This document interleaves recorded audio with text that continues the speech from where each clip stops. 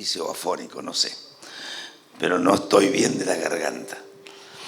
Bueno, me ha tocado un tema muy particular, sobre todo en estas épocas donde se acaba de celebrar un acuerdo internacional entre el Mercosur por un lado y la Unión Europea por el otro.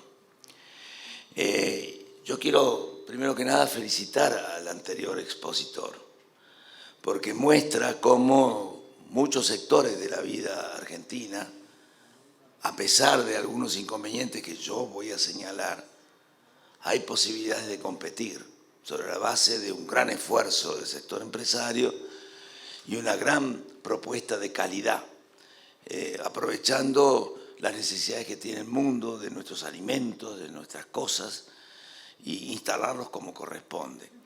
Pero esto no sucede fácilmente.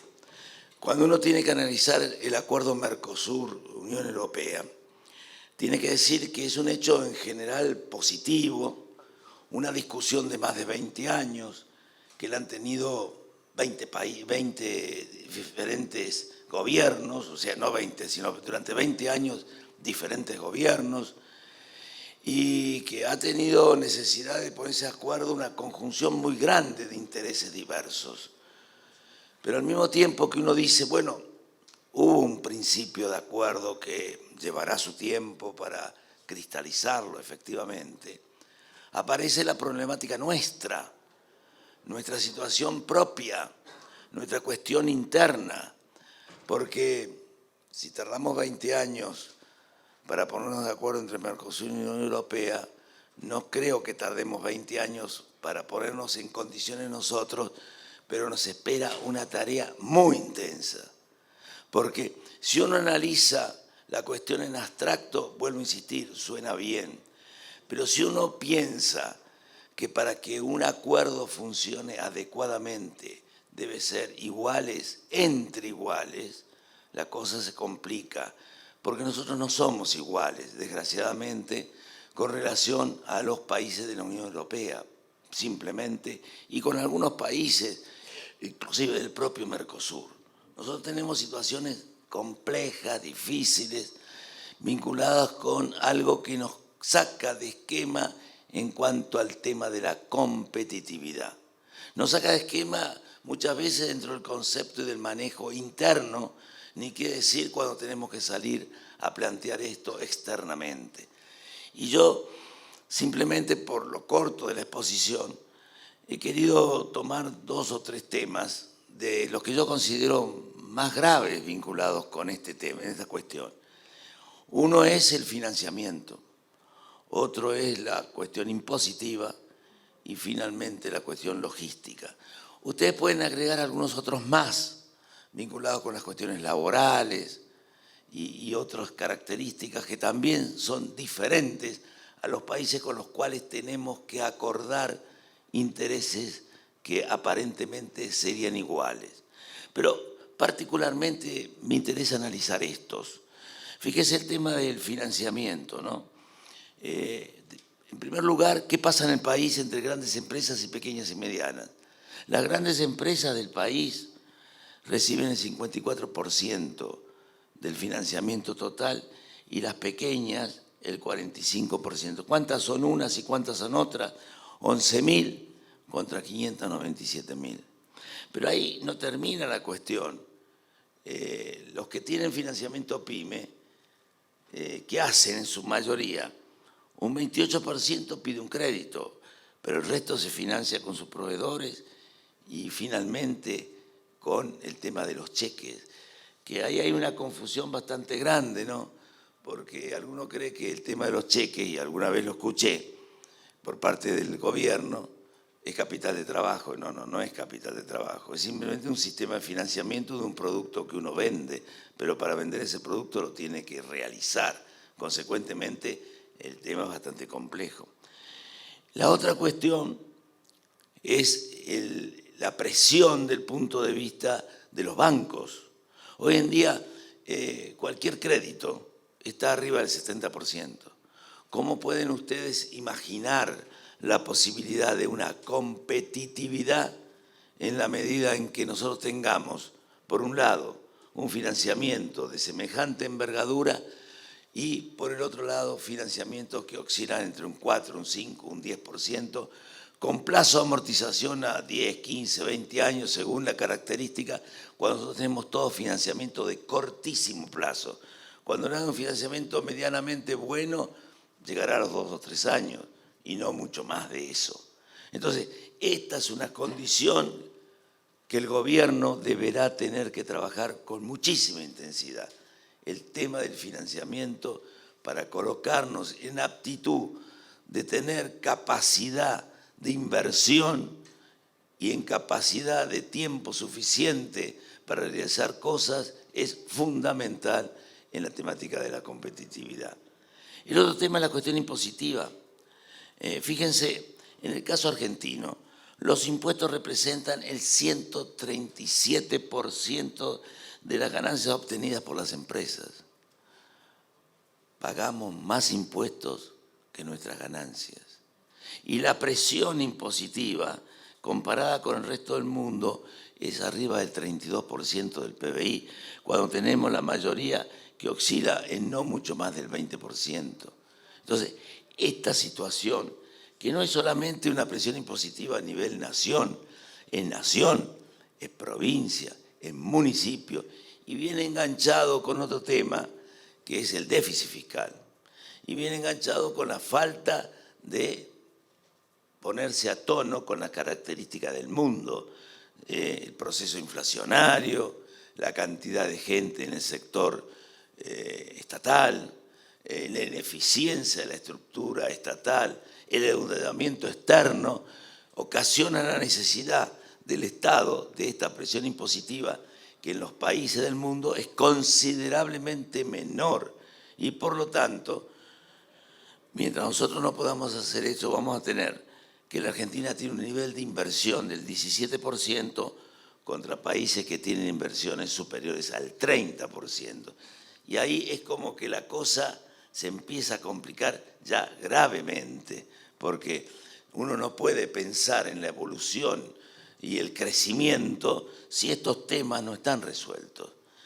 Y aparece luego de esto otro tema no menos menor. Bueno, acá en impuestos nacionales yo simplemente menciono impuesto a la ganancia mínima presunta, endeudamiento empresario, bienes personales, valor agregado, los impuestos provinciales, ingresos brutos, impuesto inmobiliario, parque automotor, las tasas municipales, seguridad e higiene, conservación de la red vial, tasa alumbrado, barrido y limpieza, más todos los derechos que hay que pagar, sobre todo en el sector agropecuario, cuando uno moviliza hacienda o moviliza grano, con un costo realmente muy significativo.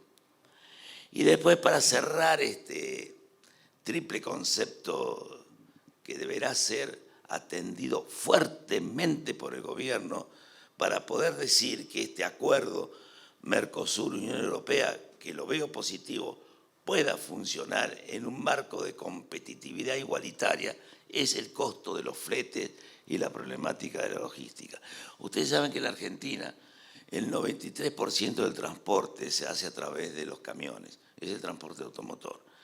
Solamente el 5% en tren y el 1.5% por vía fluvial. ¿Cuáles son los más baratos? Transporte en tren y en vía fluvial. ¿Cuál es lo más costoso? El de cargas a través del impuesto automotor, del transporte automotor. Y esto genera una situación complejísima. Ustedes habrán escuchado muchas veces ese ejemplo que se dice, vinculado con que sale más caro un flete de 500 kilómetros, 1000 kilómetros, que un flete a Ámsterdam, por dar simplemente un ejemplo. Entonces, no podemos tener solución en los temas cruciales en la medida que la competitividad no resuelva estos temas. Después podríamos agregar también el tema vinculado con la problemática laboral, pero digamos, la problemática laboral está también vinculada con la posibilidad del crecimiento. En la medida que nosotros crezcamos sacando todas estas cuestiones, puede aparecer claramente la posibilidad de un incremento en el trabajo. Inclusive puede aparecer lo que hoy se denomina que son los nuevos trabajos, los trabajos con mayores niveles tecnológicos, los trabajos con mayor capacitación, los trabajos que van a dar salarios mucho más altos que los que normalmente cualquiera puede llegar a esperar y consecuentemente crear una situación diferente. Yo quiero consecuentemente volver a insistir en este punto. Mercosur, Unión Europea, 20 años de trabajo, una firma de un convenio que tendrá seguramente un tiempo prolongado hasta su efectivización. En ese tiempo prolongado, la Argentina necesita imperiosamente resolver sus problemas de competitividad. Si no lo resuelven, vamos a tener una situación muy grave porque van a venir a competir con nosotros los que no son iguales con nosotros. Nosotros somos desiguales y el daño que esto puede producir es significativo. Si por el contrario nosotros podemos resolver el financiamiento y allí tendrá que aparecer la figura de los bancos, no puede ser que los bancos hoy tengan entre lo que le pagan al que deposita el dinero y lo que prestan spread de más del 20%. No puede ser que, por otro lado, el Banco Central entienda que la problemática de la cuestión de inflación y el cuidado del dólar pasa exclusivamente por las altas tasas de interés. Este tema que nosotros tenemos y que es muy difícil y muy complejo, se tendrá que resolver por otro mecanismo y por otro sistema, porque si no causa graves daños a la estructura de los microemprendimientos, a la estructura de las microempresas y a la microeconomía. Yo comparto la importancia y la significación que tiene la macroeconomía. Yo no soy economista, pero me han convencido claramente de la importancia que tiene la macroeconomía como la resolución de los grandes problemas. Pero en el mientras tanto, los temas relacionados con la microeconomía deben ser considerados, analizados y cuidados, porque de lo contrario se genera una injusticia que es muy difícil de soportar. Yo creo en los trabajos paralelos, yo creo en las acciones de conjunto y por sobre todas las cosas creo en los acuerdos que se realicen para resolver estos temas. Posiblemente si lo queremos resolver solo desde el ámbito del gobierno va a ser muy difícil. Pero si sentamos en las mesas de los análisis y de la discusión a los verdaderos y auténticos protagonistas que puedan resolver esta cuestión, podríamos dar una solución. Fíjese, los temas impositivos, que son tan grandes, si el Estado morigerara su déficit y bajara los niveles de trabajo que tiene, muchos de ellos absolutamente ineficientes, seguramente la presión impositiva podría bajar. Y bajando la presión impositiva aparece claramente la posibilidad de realizar distintas actividades, distintos eventos que nos permitirían una situación completamente distinta. Y la logística, bueno, yo sé que se está trabajando en este momento con la red ferroviaria, sé que se está haciendo un esfuerzo muy importante con el Belgrano Cargas, pero lo que uno nota en estas cuestiones por allí, que debería haber mucho más énfasis y mucho más impacto en la búsqueda de esta solución, porque a la medida que esto no se logre, mientras la red de transporte automotor supere el 90%, con el aumento que nosotros vemos en todo lo que se vincula con el tema de la energía, concretamente el gasoil, será definitivamente imposible bajar esos costos. Hoy, mandar una jaula de Hacienda al mercado de Liniers a 200 kilómetros de distancia, que es una distancia absolutamente pequeña, cuesta más de 25.000 pesos. Si a eso se le agrega todos los costos que tiene esto desde el punto de vista impositivo, porque este es el costo del transporte, pero cada cosa que se hace hay un costo impositivo adicional. Simplemente piensen, cualquier producto que ustedes compren en cualquier lugar, más del 60% de su valor, más del 60% de su valor es costo impositivo. Y esto no sucede en ningún país del mundo. Ningún país del mundo desarrollado que tiene niveles realmente interesantes desde el punto de vista de su producción tiene semejante costo impositivo. Adicionen ustedes el costo financiero, adicionen ustedes el costo de la logística en un país como el nuestro, extenso, que quiere ser federal, pero que no lo puede hacer por las diferencias de territorio, y si quieren agreguen también el costo laboral. Y entonces yo debo decir, estamos complicados en la posibilidad de que el Mercosur y la Unión Europea, en el acuerdo que se ha firmado, resuelvan seriamente ese problema y nos podamos abrir al mundo. Muchísimas gracias.